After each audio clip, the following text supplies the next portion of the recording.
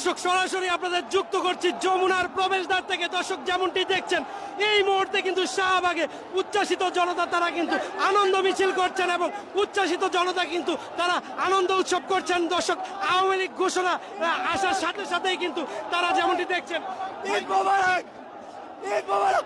ভাই আমার জীবন সার্থক, আমাদের আন্দোলন সার্থক, আওয়ামী লীগ নিষিদ্ধ। আল্লাহ তুমি দোয়া কবুল করেছো। নিষিদ্ধ আওয়ামী লীগ নিষিদ্ধ।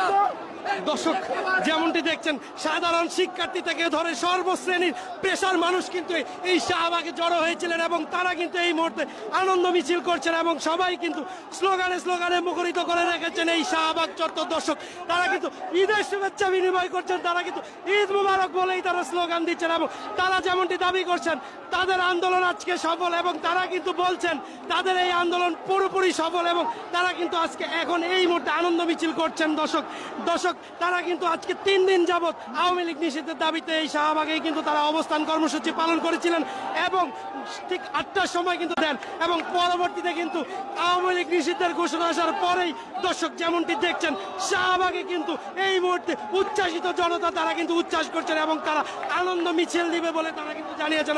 আওয়ামী লীগ নিষিদ্ধের দাবিতে কিন্তু শাহবাগে যে ছাত্র জনতা এসেছেন তারা কিন্তু আনন্দ মিছিলের সাথে তারা আনন্দ স্লোগানও দিচ্ছেন।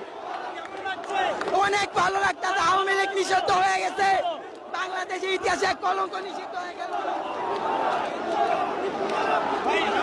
আলহামদুলিল্লাহ, বাংলাদেশের মানুষ উচ্ছ্বসিত। আওয়ামী লীগকে প্রধান উপদেষ্টা পরিষদের মিটিং থেকে নিষিদ্ধ করা হয়েছে। আজ থেকে আওয়ামী লীগ নিষিদ্ধ। যেখানে সবাই দৌড়ে যেতে হবে।